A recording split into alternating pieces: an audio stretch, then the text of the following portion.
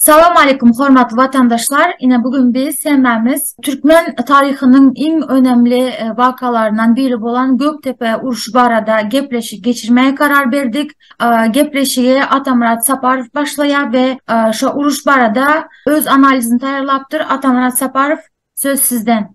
Assalamu alaikum hormatly vatandaşlar. Hakikatdanem 12 yanvar o Türkmenistanda Hatyra günü Göktepe galasynda şehit düşenleriň hatyrasyny Hatyra günü diýip oglan edildi. Gynansak da 5-6 ýyldan bäri o käbir mass mediada berilen habarlara esaslansak şol bellendiler. Indi Göktepe galasy barada aýdyp geçsek. İlki bilen 19-njy asyrda Türkmenleriň şertleri nähil boldy. Ýagny 19-njy asyryň ikinji ýarymynda türkmenler özünün ağzı birligini puhtalasında dostluklu gatnaşyklar yola goýulyp başlady. Göktepe galasyna gezek gelende, şol Göktepe galasyny Rus padşasynyň goşuny Mikhail Dmitrievich Skobelýň baş tutanlygynda gala gawalýar. İçinde türkmenler jemlenýär. Şu gala jemlenmezden öň maslahat geçirilýär. Sese goýulýar. Şol döwrüň demokratiýa diýsegem biz ýalňyşmaz, elbetde o döwürde demokratiýa söz bolmady. Häzirki nuktayı nazar bilen seyredende demokratiya gawat gelýär, ýalňy ses berilýär. Şo ýerde bir näçe pikirler öňe sürilýär. Käbir aýtdy, geliň diýe, halky diýe iki böleliň diýe, ýarsyny içinde goýalyň diýe. Daşyny gawandy, galanyň ýokarysynda ot ýakyp, iki oduň alamaty näme, 3 sany oduň alamaty näme, falan gün biz galadan çykyp hüjüm etjek, siz hem daşyndan geliň, düşmany orta gawaly diýen maslahat edende ýok. O türkmeniň ağzı birliginde güç, dağılmalı, yani bir olalı deyip sonunda karar ses vermek esasında galanyň içine jemlenmeli deyip o käbir maglumatlara göre 45 000 adam, käbir maglumatlara göre 50 000 adam Göktepe galasynda jemlenýär. Indi Göktepe galasy barada dürlü o ideýalar öňe sürilýär, şol dogry edildi, ýalňyş edildi.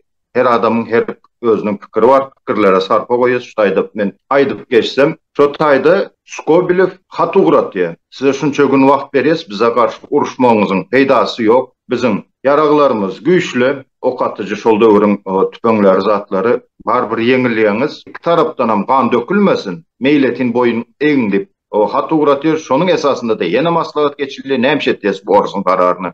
Doğrudan hem hatta şu kiçicik çağı diye 5-6 yaşında kakasını buysanyp oturan iň soňky ýazak bolmasın, ılalaşayalı, o uğriyere ölüm yetim bolmasın ise yok, käbirler çykýar, karşı çykýar, orus bilen o işleşenden, yani dini başka bilen işleşenden et bilen bir ýalakda nahar ýenim gowudur. O biz söwüşmeli, o dinimiz üçin, azatlygymyz üçin, erkinligimiz üçin göreşmeli diye. Elbette şu kararam kabul edilýär, yani uruş etmeli.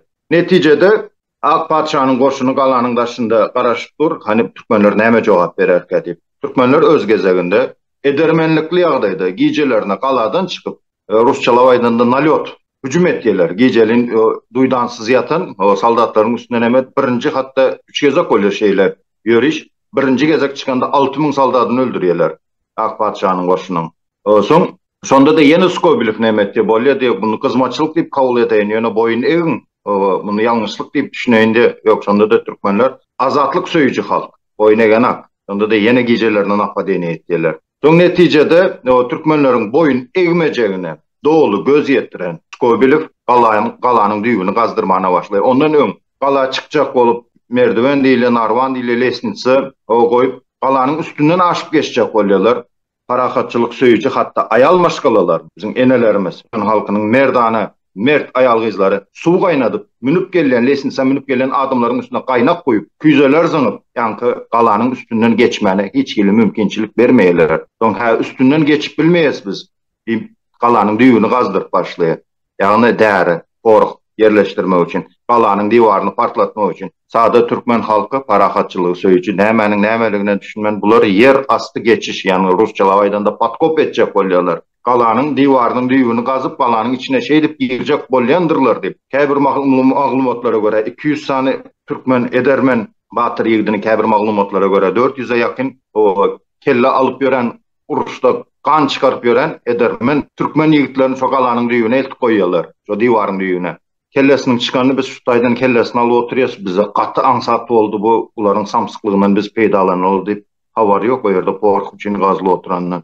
Galanyň diýwary partlandy.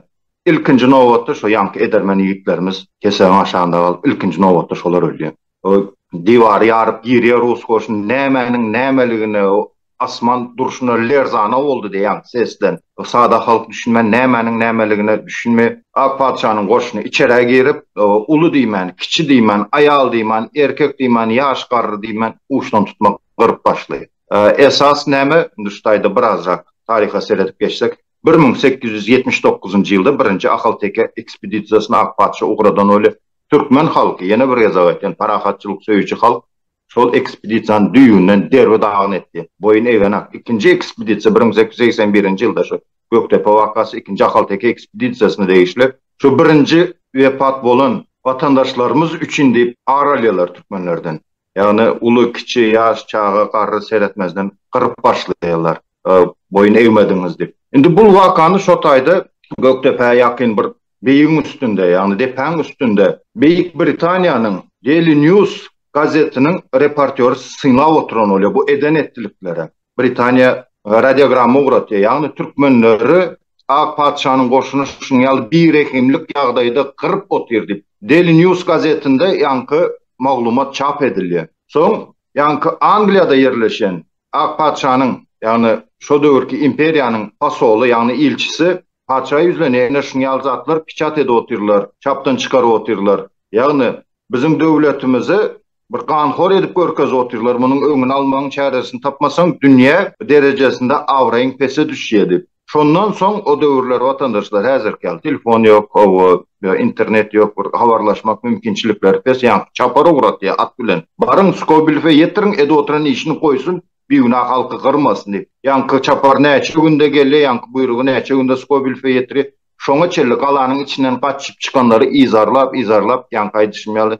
Hiç kimi dirge almana mümkinçilik bermän gyryp ýöreýär Skobelf. Indi Skobelf meselesinde de bir gysgaça aýdyp geçsem, Skobelf mysal üçin Bolgariýada döwlet halas edicili, ýagny nasional geroy hökmünde de kabul etdiler sebäbi 1867-nji 1869-njy ýyllarda Rus-Türk urşy bolýar, şonda Türkiýe döwleti ýeňilip Bolgariýa Osmanlı Türklerinin gol astındaty. Slavyan döwletlerini musulmanlardan azat eden insan hökmünde, hatta Bolgariýada geroy hökmünde, hatta Russiýanyň özünde ikinci Suvorov deňilýän ýagdaýlar am bolýar. Sebäbi Skobelf hiç bir söwüşde ýeňilmedik. Ýagny türkler bilen nähilsin uruşmany bilýän eýem seniň praktikaň, tejribeň ýetik diýip ýörite şo Skobelf ugradylýar. Indi häzirki günde ýagny Göktepe kömege gelmedi diýip käte bir gurunlaryň arasynda zatdy o ahally vatandaşlarymız, marly vatandaşlarymyza nägilelik bildirýän ýerler am bolýar.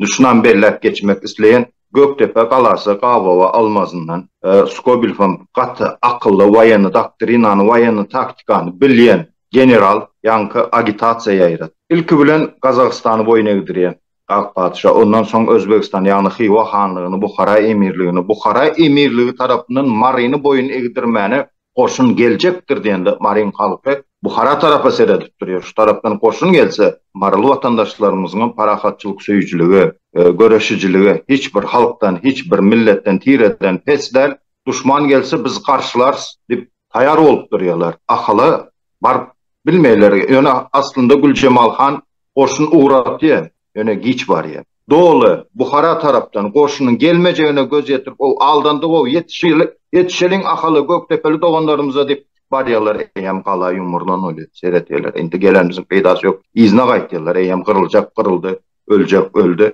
Şu zatlara ýalňyşrak düşünüp, häli bugününde kine öýke saklap ýören vatandaşlar bar. Aslında birazrak taryhy öwrenmegimiz gerek. Indi tarih vatandaşlar diňe faktlara esaslanýar. Çaklamalara kän bir yol berilmeýär tarihte. Ýöne şunda da bir bellep geçjek zatymyz bar. 1858-nji 1861-nji ýyllarda söwüşlere serkerdelik eden Nurberdi Han 1880-nji ýylyň ahirinde şu Göktepe galasynyň söwüşine sehel öňrek wagt aradan çykýar. Şonuň ogluny indi hanyň dowam edici nesli diýip Mahtumul Hany han belleýler, ýagny entek tejribesiz, ýöne şo döwrüň ýazyjylary bellep geçip Nurberdi Han diýiri bolup durandy. Belki işler başgaça bolardy, belki beýle bolardy diýip çaklamalar bar, emma ýanky aýdyşmaýaly tarih diňe faktlara esaslanýar. Indi Göktepe galasynda has uly ýitgileriň biri klassik şahyrymyz Annagylyç Mätäjide şol galada wepat bolýar. Şo gala çözülmedik bolsa belki şahyrymyz ýaşardy, o ýene näçe goşuklar galdyrardy türkmen halky üçin. O edebiýat temasynda hem şo ýitgilerimiziň biri şo Göktepe galasy bilen baglanşykly. Düşdaýda ýene bir zat aýtjak bolan watandaşlar, Göktepe galasy erkinlik ugrunda göreş, azatlyk ugrunda göreş oldy. Ýagny her hil edip şonu düşündirýärler halka, ay bir tarapdan o boyun eğmeli o kan dökülmezdi, diri kalırdılar diyen fikri öňe sürýänlerim bar. Yok, öldüler, şehit düştüler. Ýöne boyun eğmediler özünün parahatçılık söýüjüligini, azatlyk söýüjüligini türkmen halky şo Göktepe galasynda görkezdi. Bizim ata-babalarymız erkinligimiz üçin göreşdi watandaşlar. Göktepe galasy ana şoňa mysal. Ondan öňkü söwüşlerde de agzy birlik diplomatiýany 19-njy asyryň ikinji ýarymynda gowy ýola goýdular. Hatda şo hakda Absettar Kazy Jeňnama poemasynda bellep geçe türkmenleriň agzy birligi barada. Gelen düşman aldyrarly däl diýeke nama gönderildi ýomuda teke. Ana şo ýerde kömek sorap 1861-nji ýylda Nasreddin Şah paç jemläp geldi Hemze Mirzany uguradan da ahaly Nurberdi Hana hat ugradylýar. Kömeğe gel hop bize goşunça zowat berdi. 10 000 atlysy bilen Nurberdi Han geldi şonda. Ýagny watandaşlar häzirki döwür bilen deňeşdirende bizim ata-babalarymyzyň ruhunyň öňünde baş egez, azatlygy, erkinligi söýüpdirler, şonuň ugrunda göreşipdirler. Biz şolardan mysal almaly, taryhy öwrenmeli, hakyky taryhy, o ýasamy öz bähbidine ulanlyp ýazylan taryhlary öyle okumaň diýjekler, okusaňyzam analiz etmäni birazrak başaryn watandaşlar. Tarih ören gyzykly ilmdir. Göz ýetmeňiz giňeler, o köp zatlara akyl ýetirersiňiz. Umuman häzirlikçe aýtjaklarym şul, soňra kene dowam ederiz. Söz öwreniňiz üçin köp sag bolun. Sag bolun. Nur Muhammed Çarly size bereli. Size öz pikiriňizi goşup geçin. Kasperovski köp sag bol. Men bir tarapdan gaty beýenýän, ýanky ýaşlarymyz şol ýaly tarihy öwrün bilýän barada. Näme üçin diýseňiz, taryhyny ýatdan çykarýan, ýa taryhyny bilmeýän halk watanyny ýitirýär, halkyny ýitirýär. Şoň üçin gaty dogry aýtýar, taryhy öwrenmek gerek, öz hakykat taryhymizi bilmek gerek. Ýaşlar üçin bu has önemli. Muny hökman öwrenmeli, bilmeli. Näme bir toporku zatlara geçdi. Şolaň hemmesini özüňizem okap bilýäňiz, ýene-de täzeden okap terezip öwrenip taryhymizi gowy bilmeýäňizi gaýyş etýän. Ola bir mesele. İkinciden, hakykatdan hem Göktepe uruşy ol Orta Aziýada iň ady belli uruş bolup geçdi. Näme üçin diýseňiz, Urs padşahynyň goşuny Orta Aziýany eýlejek bolany, şonu ilki öňünde bewet bolup durýan Göktepe galasy boldy. Onu hakykatdan hem ilki padşahyň goşunlary näçe gerek bir dewes edip aljak boldy, bolmady, soň ondan ýanky Kasperovskiň aýtşaly general Klober. Soň ondan padşa görse ansatlyk bilen galany alyp boljak kel, o şoň hakykatdan hem uruş meselesine awray gaty ýokardy. Türklerden başlap Kavkaz uruşlarynyň özüni görkezden hiç wagt hakykatdan hem uruşda ýegilmedik general bolan soň, ady belli bolan soň şonundan uğratýarlar. Soň hakykatdan Skobelov gelip ýanky Kasperovskiň aýtyp geçýärli şo wakalar bolýar. Beýnen tagam nähili mir halkymyz bolup geçipdir, şoňa gan dökülipdir, köp adam garlypdyr. Ýöne men aýtjak bolýanym, görýäňizmi? Bizim ata-babalarymyz nähili mert bolup, nähili uly güýje garşy hereket etdirler. Edenleriniň hem sebebi öz ýurdunyň, öz watanynyň rahat bolmagyny, azat bolmagyny, şoň üçin gan dökmäni, ölmäni de taýin bolan halkymyz bar eken. Ýöne men muny aýtýanymyň sebebi näme üçindir şoň bizim şolar ýaly halkymyz şo mertligini ýitiripdir. Näme üçin şu halky rejime karşı bu horluk çekip bir aşıkta, işsizlikte bir topar ağır ýagdaýa düşüp şu rejime karşı ne naçveliyerler, ne bir zat terk edebilýärler. Şoňa gynandygym gaty gynanýar dogrusyny aýtsak. Yurtdaşyndan bu zatlara uly kömek etmek gaty kyn. Muň uly problemler var. Ýöne ýurdun içindäki halkymyzyň özü ayağa alıp öz ýagdaýlaryny düzeltmäne yüzüne vurmasa ýagdaý öz özünden düzelmez. Ola ikinji mesele. Ondan ýene de bir gezek bizim halkymyzyň şu mertligini aýtsak bolýar. Orta Aziýada tutuş ýanky Göktepe galasyna alandan soň Ors padşahynyň goşuny hiç ýerde bir ular ýaly garşylyk görmedi. Ansatlyk bilen tutuş ähli Orta Aziýany eýledi. Ha bizim şolar ýaly atababylarymyz, mert atababylarymyz bar eken, şolary biz boyun eýmeli, şolardan göreli almaly. Näme kysgaçyk men aýtsak bolýarym şolar. Minnettarım Şaýryç. Sözü Anadurdu Garlyýeçe bereli. Я хочу остановиться на военном аспекте вот этого сражения. Безусловно, Скобелев, он был военный, он получил военное образование, он командовал и в русско-османской войне, участвовал. И, естественно, он имел большой военный опыт. И когда Скобелев сделал предупреждение о сдаче крепости, то здесь он основывался именно на техническом превосходстве. Тогда у экспедиционного корпуса Скобелева были орудия, были нарезные винтовки, что в то время считалось как бы научно-техническим прогрессом, тогда как у защитников крепости такого оружия не было. Кроме того, Скобелев использовал военный опыт России. То есть в 1552 году Иван Грозный, когда осадил Казань, то точно таким же способом они сделали подкоп под крепость Казань, взорвали ее, и таким образом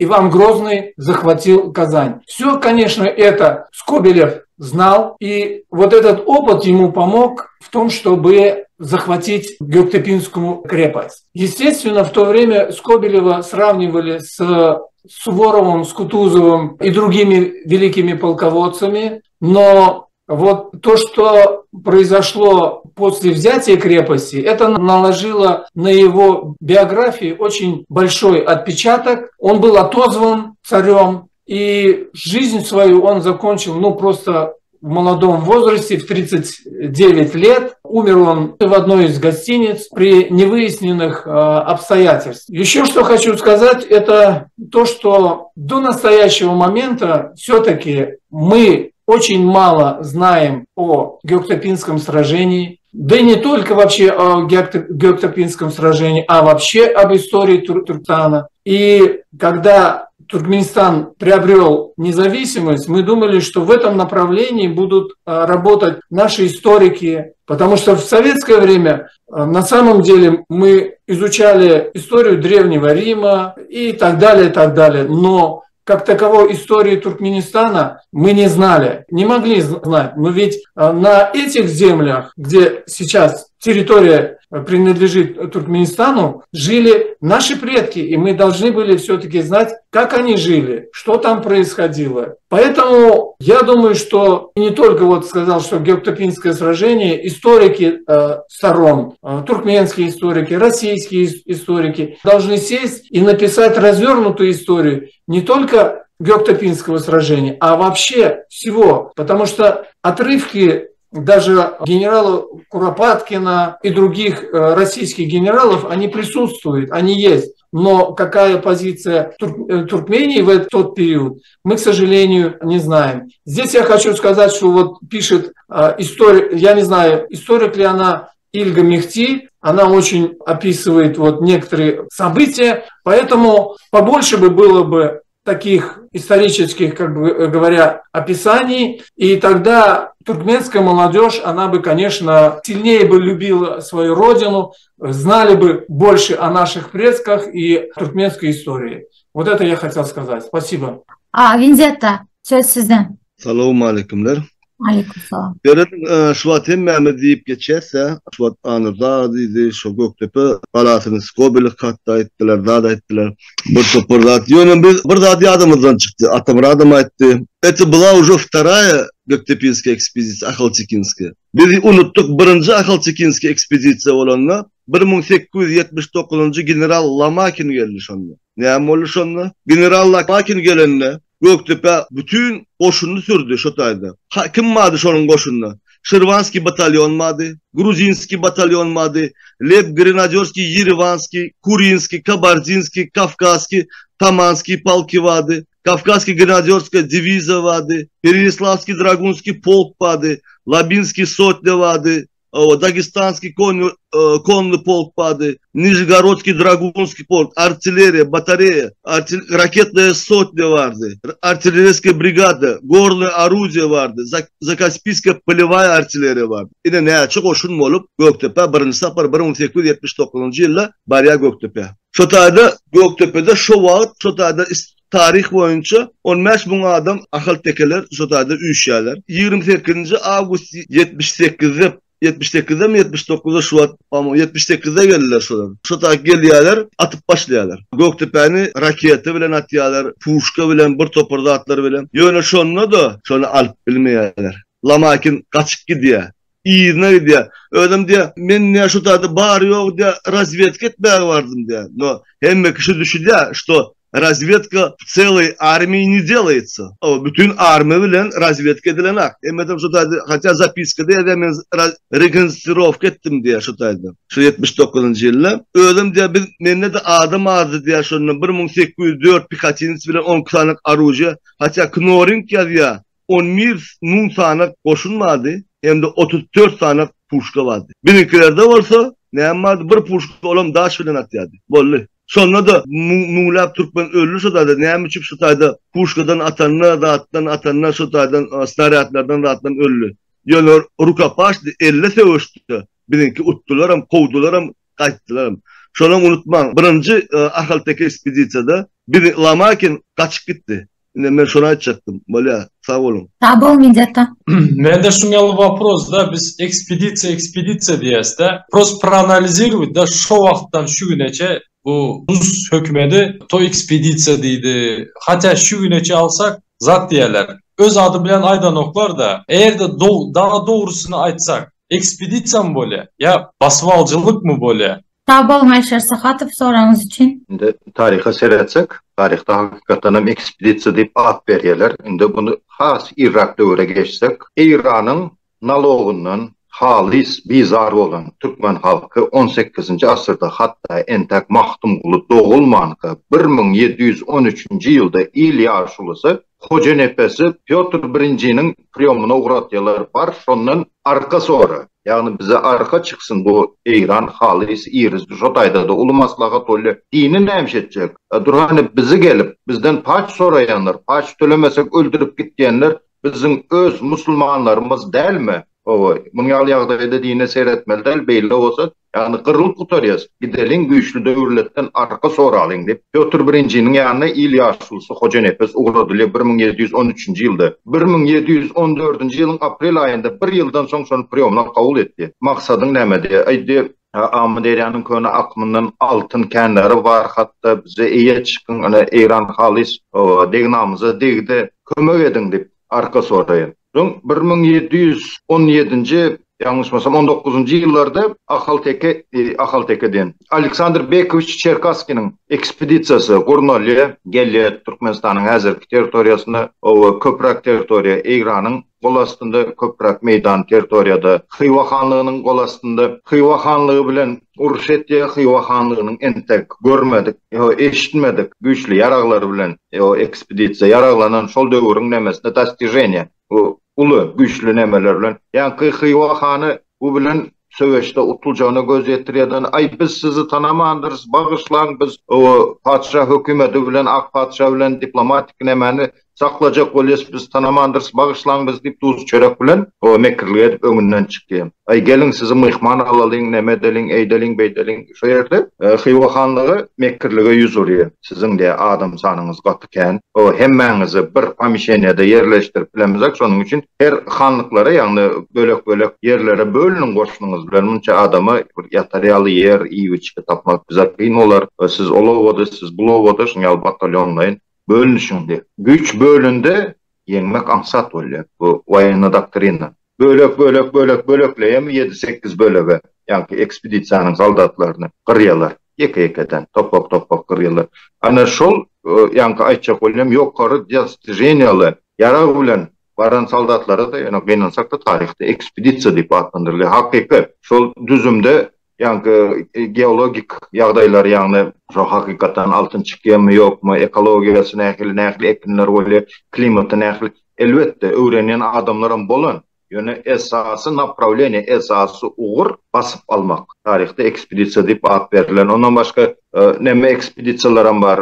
Muravyowyň ekspedisiýasy, Pugaçow diýip gelýär, Ponomaryow diýip gelýär Türkmenistana. Ol ekspedisiýany esasy söwüç görkezenler şo ýankı 1-nji 2-nji Ahal-Teke ekspedisiýasy, soňra Aleksandr Bekovich Cherkasskynyň ekspedisiýasy. Menem haýran şo ekspedisiýa diýip aýdylýar ýöne esasy maksady basyp alaçylyk maksady. Tecrübe Sazakowna, size öz pikirinizi görseňiz. Şu yerda men bir mesela ünsümüzde çekçek olan şu döwürde ýanky Donovan diyen jurnalist Britaniýaly Daily News'un eger şu habary bermedik bolsa kim bilýär näçe müňlerçe türkmenler ýok bolardy. Şol habar Telegrafdan habar eden soň Aleksandr II özüni progressiv ýolbaşy diýip görkezjek bolýan çalışýan adam derrew şu besedin goýun operasiýany habar ugradypdyr Türkmenistana. Häzir ýaşlar näme diýär? Konstitusiýada siz aktivistler, prozashytnikler azatlygy soraýaňyz. Şu azatlygyň aralygyny ýene bir söz azatlygy diýip hemişe biz şonu aýdyp otyrs. Käbir adamlarda bu sözler awtomatiki ulanylýar. Ýöne şu ýerde bir üns bersek, şu wagt şu azat söz bolmadyk bolsa, näçe adamlar ölürdi. Şoň üçin biz hemişe şunu gözlemde tutmaly. Azatlyk bolmalydygyny. Ikinji mesele Niyazyň döwrüne başyzm diýip häzir şonu adlandyrýarlar käbir ekspertler. Şondan soň bizim Türkmenistanyň dolandyrjy alyp barýan çinovnikler hiç hili tarihi öwrenmek üçin hiç hili iş edilmedi. Ondan beter bilim haklarından mahrum etdi. Bir topar ýaşlary 9 ýyllyk eden soň, onsoň daşary ýurda uğratmaga, ruhsat bermän soň okamaga. Häzirim şu ýaş oglanlara, gyzlara diňe $50 uğradan bolýarlar, onu meni kynlaşdyrdylar. Demek şu izli bir rejim bilim almak hukukyndan mahrum edýär adamlary. Şeýdibim bizi tarihten mahrum edýär. Ýaşlara mümkinçilik berenä. Eger biziň ýaşlarymyz Britaniýanyň kitaphanalaryna baryp, Türkiýanyň kitaphanalaryna baryp öwrenen bolsalar, bu tarihi, bu bolan wakany has dolu, has açyk öwrenip bolardy. Ýöne gynansak da häzirki dolandyrýan çinovnikler rejim şoňa üns berenä. Şoň üçin ýaşlar haklarymyzy berin diýende şundan gözüňde tutýaz biz. Bilim almak, tarihimizi öwrenmek, haklarymyzy mahrum etdiňiz, şunu ýzymize berin diýip şoň uğruna çykyp otyrs. Sag bolun. Köp sag bolun Tecrübe Sazakowna, Atamurat Saparow. Minnetdar Tecrübe Sazakowna gowzatlar aýtdyňyz. Indi şu hak hukuk ýagny söz azatlygy barada aýtsak, watandaşlar SSR döwründe okanlar esasanan mektep tarih kitaplarında Göktepe söwüşi hakynda hiç zat yazılmadı. Türkmenistan garaşsyz bolandan soň öwrenilip başlandı. Bu näme diýmek? Ýagny SSR döwrü şeýle bir propaganda ýola goýuldy. Ýagny türkmen halky ruslaryň düzümine, sastawyna meýletýinlik bilen, ýagny dobrovolny goşuldy diýip wagz edip geldiler. Indi şu ýerde şuňal bir wakany aýdyp geçjek bolan. Belli türkmen professory Mähdi Köseýew hatda basylym çykdy. Näme üçin? Korkut kitaby çapa taýýarlany. Korkut ol ýagny mifologiýa bilen baglanşykly diýsegem ýalňyşmaz. Şo taýda şuňal setirler bar. O hanlaryň güýjüni görkezen, näçe min goşuny ýene nämetde eýtdigine şeýle okalan nämetler. Şo zatlar ýagny türkmen halkynyň tarihde beýik halk bolandygyny görkezenligi üçin şol esasda ýagny izarlanmalara, basışlara sezewar boldy. Belli professor Mähdi Köseýew. Ýöne mifologiýa gezek gelende ruslarda Ilya Muromets misal üçin şeýle bir derejede ýokary göterilýär, şuňal güýçli näme zat, emma şoňa hiç hili garşylyk görkezlenek. Näme üçin Türkmenistanyň aly bölüm şoňaly çapa taýýarlanan nämesine hökman suratda hes nämede görkezmek üçin şol ugurda güýçli propagandalar işler alınıp baryldy, boýnumuza almak gerek. SSR döwrem Göktepe uruş hakynda ay hawa eşitlik hawa Göktepe'de uruş bolmuş, o ýalňyşmasak adamam ölenmişin diýen şoňal gurrunlar boldy. Ýöne dolu takip maglumat SSR döwrü hatda berilmedi. Ýagny söz azatlygymız şol döwürlem keskitli ýagdaýda diýsek ýalňyşmaz. Aytjaklarym şu häzirlikçe. Dar atamada. Bolýanda vatandaşlar goşjak adam bolmasa gepleşigi şu ýerde tamamlaly. Gatnaşaňyz üçin hemmeňize sag bolsun aýdýas. Mümkin bolsa men gysgaçyk bir aýtjak bolýan. Hakikaten en aydık geçti Sovet döwrüne Göktepe galasy barada, Göktepe urşu barada ne mekteplerde ne bir tarihimizde hiç sat köpülen yoktu. Näme üçin diýsem o döwürde Rus paçasy döwrüm bolan bolsa onu da Orslara garşy bolýar. Şu millet arasynda esasam ýanky türkmenlerin Orsun arasynda bir erwet näme çykmasyn diýip onu gizli sakladylar. Ýöne onu da men özüme ýadyma düşýär. Has ýaşlamada Göktepe galasyna ýürüýse gitýärdik. Barıp şo ýerlerde aýlanyp zat onun ata-babalarymyzdan eşdiýärdik. Şo ýerde uly seweş bolan barada. Şo ýerde kän türkmeniň gyrylany barada. Şonu da nähili gizli saklansa da doğru habarymyz bolmasa da umumy bir şolar ýaly uly seweş bolan barada, kän türkmeniň gyrylany barada eşdiýärdik. Şoň üçin tarihi gizlep bolmaz diýjek bolýan nähili rejim bolanydy. Ýöne ýa-ni täjribem dogry aýtdy. Bir topar ýurtdaşyndaky uly bibliotekalarda, kitapxanalarda türkmeniň bir topar ýanky tarihiniň datlary bar. İngiliz diline bolsun, Rus diline bolsun, başga döwletlerin diline bolsun. Onu näme üçin ýetip, ýanky Türkmenistan öz başçylygyny gazananyna ilki ýanky dünýä türkmeniniň promosi bolup gurulanyna Türkmenistanyna. Şonu Angliýadan biziň türkmenlerimiz gelipdi.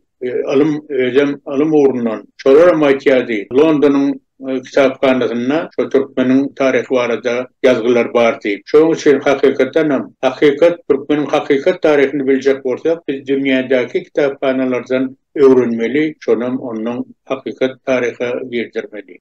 Taňry alkasyny dinleýänimiz üçin sag bolun. Alişer Sahatyw goşjak zat bar. Meni ören gynandyrýan mesele şu aýdyşyňyz ýaly taryhyny bilmeýän, geleceğini bilmeýän. Şu günkü gün görüşümüz ýaly 30 ýylyň içinde 3 sany hökümet almaşdy, baş tutan almaşdy ve her gelen öz leptasyny, öz kitaby bilen geldi. Ýene aýtýan, men ören gynandyran mesele biz taryhymizi bilemizok, atamuşdy bize dolu ve düzgün bir şekilde öz aýdylmalysy ýaly aýdylanok, berilenok ýaşlarymyza, hatta maňa dogry düzgün berilenok şu gün özüm aýdyşyňyz ýalda gözläp tapotynda şu zatlaryny. Bu zat bilen näme diýsem, bilmeli, okamaly aýdyşyňyz ýaly.